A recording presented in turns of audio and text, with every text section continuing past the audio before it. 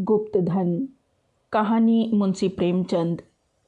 बाबू हरिदास का ईंटों का पजावा शहर से मिला हुआ था।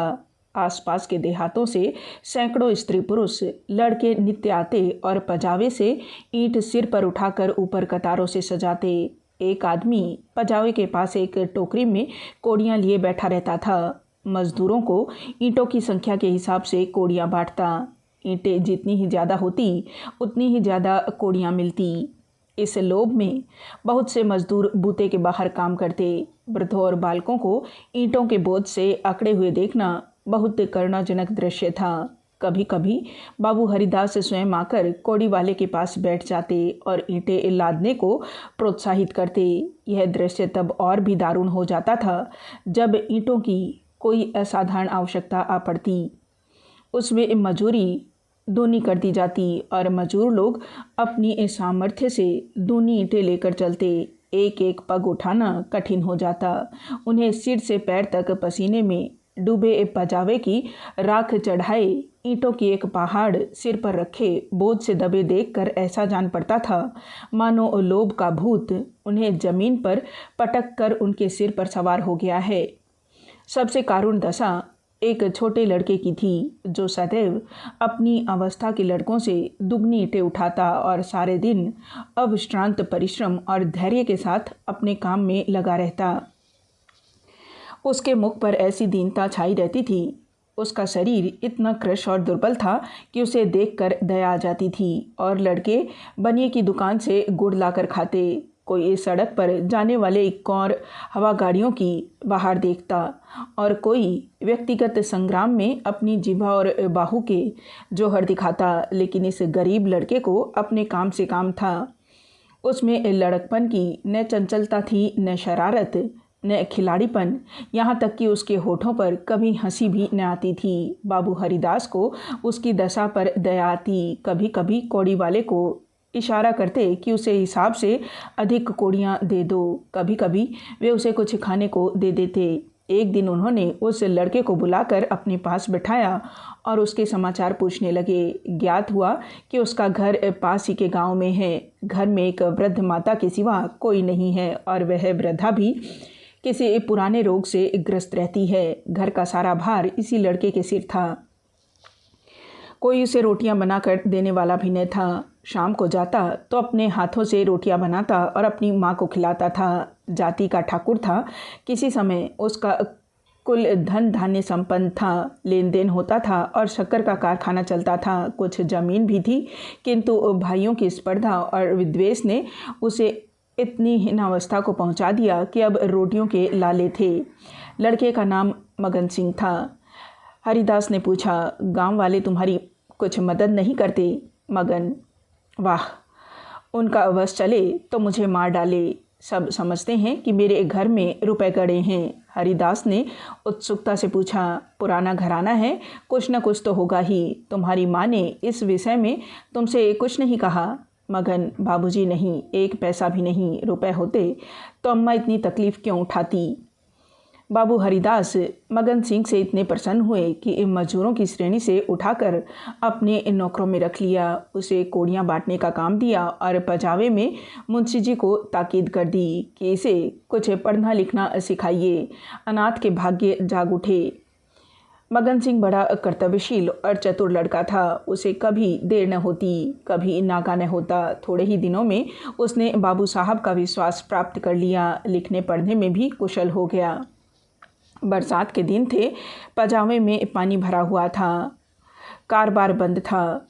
मगन सिंह 3 दिनों से गैर हाजिर था। हरिदास को चिंता हुई, क्या बात है, कहीं बीमार तो नहीं हो गया, कोई दुर्घटना तो नहीं हो गई।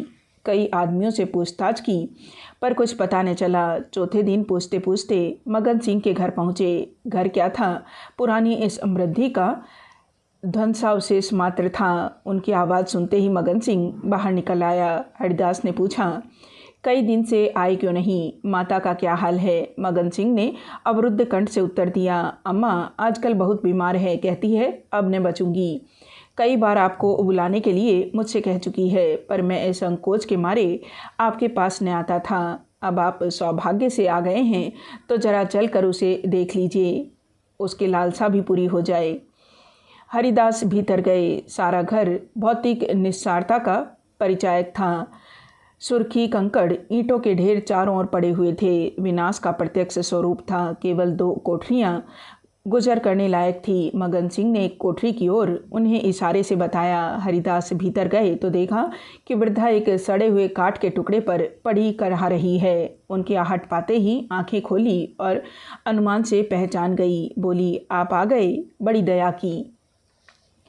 आपके दर्शनों की बड़ी अभिलाषा थी। मेरे अनाथ बालक के नाथ अब आप ही हैं। जैसे आपने अब तक उसकी रक्षा की है, वह निगाह उस पर सदैव बनाए रखिएगा। मेरी विपत्ति के दिन पूरे हो गए। इस मिट्टी को पार लगा दीजिएगा।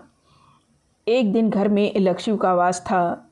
अदिन आए तो उन्होंने भी आंखें फेर ली। पुरखों ने इसी दिन के लिए कुछ धाती धरती माता को सौंप दी थी। उसका बीजक बड़े यत्न से रखा था, पर बहुत दिनों से उसका कहीं पता नहीं लगता था। मगन के पिता ने बहुत खोजा पर न पा सके, नहीं तो हमारी दशा इतनी हीन न होती। आज 3 दिन हुए मुझे वह बीजक आप ही आप रद्दी कागज़ों में मिल गया।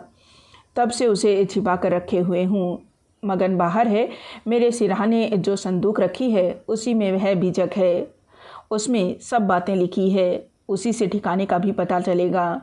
अवसर मिले तो उसे खुदवा डालिएगा, मगन को दे दीजिएगा। यही कहने के लिए आपको बार बार बुलवाती थी। आपके सिवा मुझे किसी पर विश्वास न था। संसार से धर्म उठ गया। किसकी नीयत पर भरोसा किया जाए। हरिदास ने बीजक का समाचार किसी से न कहा। नीयत बिगड़ गई। दूध में मक्खी पड़ गई। बीजक से ज्ञात हुआ कि धन उस घर से 500 डग पश्चिम की ओर एक मंदिर के चबूतरे के नीचे है। हरिदास धन को भोगना चाहते थे, पर इस तरह के कि किसी को कानो कान खबर न हो। काम कष्ट साध्य था। नाम पर धब्बा लगने की प्रबल आशंका थी, जो संसार में सबसे बड़ी यंत्रणा है। कितनी घोर निष्ठा थी। जिस अनाथ की रक्षा की, जिसे बच्चे की भांति पाला, उसके साथ विश्वासघात। कई दिनों तक आत्मवेदना की पीड़ा सहते रहे। अंत में कुतर्कों ने विवेक को परास्त कर दिया। मैंने कभी धर्म का परित्याग नहीं किया और न कभी करूँगा। क्या कोई ऐसा प्राणी भी है जो जीवन में एक बार भी विचलित न हुआ हो? यदि है तो वह मनुष्य नहीं, देवता है। मैं मनुष्य हूँ। मुझे देवताओं की पंक्ति में बैठने का दावा नहीं है। मन को समझाना, बच्चे को फुसलाना है। हरिदास सांझ को सैर करने के लिए घर से निकल जाते। जब चारों ओर सन्नाटा छा जाता तो मंदिर के चबूतरे पर आ बैठते और एक कुदाली से उसे खोदते। दिन में 2-1 बार इधर उधर ताक झांक करते कि कोई चबूतरे के पास खड़ा तो नहीं है। रात की निस्तब्धता में उन्हें अकेले बैठे ईंटों को हटाते हुए उतना ही भय होता था जितना किसी भ्रष्ट वैष्णव को आमिष भोजन से होता है। चबूतरा लंबा चौड़ा था। उसे खोदते 1 महीना लग गया और अभी आधी मंजिल भी तय न हुई। इन दिनों उनकी दशा उस पुरुष की सी थी जो कोई मंत्र जगा रहा हो। चित्त पर चंचलता छाई रहती। आंखों की ज्योति तीव्र हो गई थी। बहुत गुमसुम रहते, मानो ध्यान में हो। किसी से बातचीत न करते। अगर कोई छेड़ कर बात करता तो झुंझला पड़ते। पजावे की ओर बहुत कम जाते। विचारशील पुरुष थे। आत्मा बार बार इस कुटिल व्यापार से भागती। निश्चय करते कि अब चबूतरे की ओर न जाऊंगा, पर संध्या होते ही उन पर एक नशा सा छा जाता। बुद्धि विवेक का अपहरण हो जाता। जैसे एक कुत्ता मार खाकर थोड़ी देर के बाद टुकड़े के लालच में जा बैठता है, वही दशा उनकी थी। यहाँ तक कि दूसरा मास भी व्यतीत हुआ। अमावस की रात थी। हरिदास मलिन हृदय में बैठी हुई काली माँ की भांति चबूतरे पर बैठे हुए थे। आज चबूतरा खुद जाएगा। ज़रा देर तक और मेहनत करनी पड़ेगी। कोई चिंता नहीं। घर में लोग चिंतित हो रहे होंगे, पर अभी निश्चिंत हुआ जाता है कि चबूतरे के नीचे क्या है। पत्थर का तहखाना निकल आया तो समझ जाऊंगा कि धन अवश्य होगा। तहखाना न मिले तो मालूम हो जाएगा कि सब धोखा ही धोखा है। कहीं सचमुच तहखाना न मिले तो बड़ी दिल लगी हो। मुफ्त में उल्लू बनूं, पर नहीं। कुदाली खट खट बोल रही है। हाँ, पत्थर की चट्टान है। उन्होंने टटोल कर देखा। भ्रम दूर हो गया। चट्टान थी। तहखाना मिल गया। लेकिन हरिदास खुशी से उछले कूदे नहीं। आज वे लौटे तो सिर में दर्द था। समझे थकान है, लेकिन यह थकान नींद से न गई।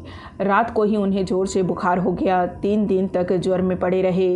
किसी दवा से फ़ायदा न हुआ।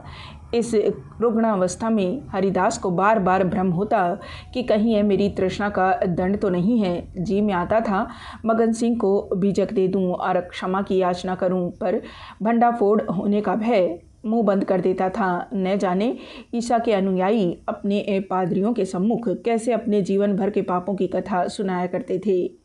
हरिदास की मृत्यु के पीछे यह बीजक उनके सुपुत्र प्रभुदास के हाथ लगा। बीजक मगन सिंह के पुरखों का लिखा हुआ है, इसमें लेस मात्र भी संदेह न था, लेकिन उन्होंने सोचा पिताजी ने कुछ सोचकर ही इस मार्ग पर पग रखा होगा। वे कितने नीतिपरायण, कितने सत्यवादी पुरुष थे। उनकी नीयत पर कभी किसी को संदेह नहीं हुआ। जब उन्होंने इस आचार को घृणित नहीं समझा तो मेरी क्या गिनती है। कहीं यह धन हाथ आ जाए तो कितने सुख से जीवन व्यतीत हो। शहर के रईसों को दिखा दूंगा कि धन का सदुपयोग क्यों कर होना चाहिए। बड़े बड़ों का सिर नीचा कर दूं, कोई आंखें न मिला सके। इरादा पक्का हो गया। शाम होते ही वे घर से बाहर निकले। वही समय था, वही चौकन्नी आंखें थी और वही तेज कुदाली थी। ऐसा ज्ञात होता था कि मानो हरिदास की आत्मा इस नए भेष में अपना काम कर रही है। चबूतरे का धरातल पहले ही खुद चुका था, अब संगीन तहखाना था। जोड़ों को हटाना कठिन था। पुराने जमाने का पक्का मसाला था। कुल्हाड़ी उचट उचट कर लौट आती थी। कई दिनों में ऊपर की दरारें खुली, लेकिन चट्टानें ज़रा भी नहीं हिली। तब वह लोहे की छड़ से काम लेने लगे, लेकिन कई दिनों तक जोर लगाने पर भी चट्टानें न खिसकी। सब कुछ अपने ही हाथों करना था। किसी से सहायता न मिल सकती थी। यहाँ तक कि फिर वही अमावस्या की रात आई। प्रभुदास को जोर लगाते 12 बज गए और चट्टानें भाग्य रेखाओं की भांति अटल थी। पर आज इस समस्या को हल करना आवश्यक था। कहीं तहखाने पर किसी की निगाह पड़ जाए तो मेरे मन की लालसा मन ही में रह जाए। वह चट्टान पर बैठकर सोचने लगे, क्या करूं? बुद्धि कुछ काम नहीं करती। सहसा उन्हें एक युक्ति सूझी, क्यों न बारूद से काम लूं। इतने अधीर हो रहे थे कि एक कल पर इस काम को न छोड़ सके। सीधे बाजार की तरफ चले। 2 मील का रास्ता हवा की तरह तय किया, पर वहां पहुंचे तो दुकानें बंद हो चुकी थी। आतिशबाज हीले करने लगा। बारूद इस समय नहीं मिल सकता, सरकारी हुक्म नहीं है। तुम कौन हो, इस वक्त बारूद लेकर क्या करोगे? न भैया, कोई वारदात हो जाए तो मुफ्त में बंधा बंधा फिरूं, तुम्हें कौन पूछेगा। प्रभुदास की शांति वृत्ति कभी इतनी कठिन परीक्षा में न पड़ी थी। वे अंत तक अनुनय विनय ही करते रहे, यहाँ तक कि मुद्राओं की सुरीली झनकार ने उसे वशीभूत कर लिया। प्रभुदास यहाँ से चले तो धरती पर पांव न पड़ते थे। रात के 2 बजे थे। प्रभुदास मंदिर के पास पहुँचे। चट्टानों की दराजों में बारूद रख पलीता लगा दिया और दूर भागे। एक क्षण में बड़े जोर का धमाका हुआ। चट्टान उड़ गई। अंधेरा गार सामने था, मानो कोई पिशाच उन्हें निगल जाने के लिए मुंह खोले हुए है। प्रभात का समय था। प्रभुदास अपने एक कमरे में लेटे हुए थे। सामने लोहे के संदूक में 10,000 पुरानी मोहरें रखी हुई थी। उनकी माता सिरहाने बैठी पंखा झल रही थी। प्रभुदास ज्वर की ज्वाला से जल रहे थे। करवटें बदलते थे, कराहते थे, हाथ पांव पटकते थे, पर आंखें लोहे के संदूक की ओर लगी हुई थी। इसी में उनके जीवन की आशाएं बंद थी। मगन सिंह अब पजावे का मुंशी था। इसी घर में रहता था। आकर बोला, पजावे चलिएगा, गाड़ी तैयार कराऊं? प्रभुदास ने उसके मुख की ओर क्षमा याचना की दृष्टि से देखा और बोले, नहीं, मैं आज न चलूँगा, तबीयत अच्छी नहीं है, तुम भी मत जाओ। मगन सिंह उनकी दशा देखकर डॉक्टर को बुलाने चला।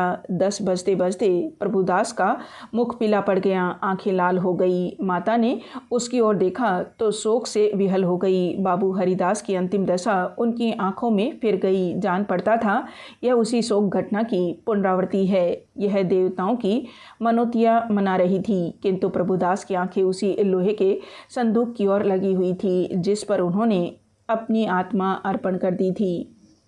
उनकी स्त्री आकर उनके पैताने बैठ गई और बिलख बिलख कर रोने लगी। प्रभुदास की आंखों से भी आंसू बह रहे थे, पर वे आंखें उसी लोहे के संदूक की ओर निराशापूर्ण भाव से देख रही थी। डॉक्टर ने आकर देखा दवा दी और चला गया, पर दवा का असर उल्टा हुआ।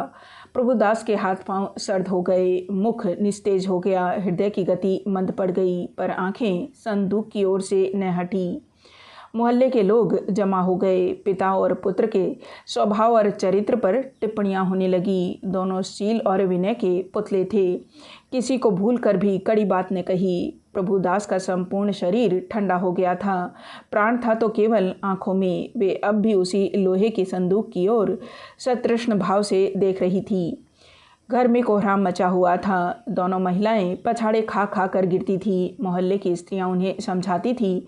अन्य मित्रगण आंखों पर रुमाल जमाए हुए थे। जवानी की मौत संसार का सबसे करुण, सबसे अस्वाभाविक और भयंकर दृश्य है। यह वज्राघात है, विधाता की निर्दय लीला है।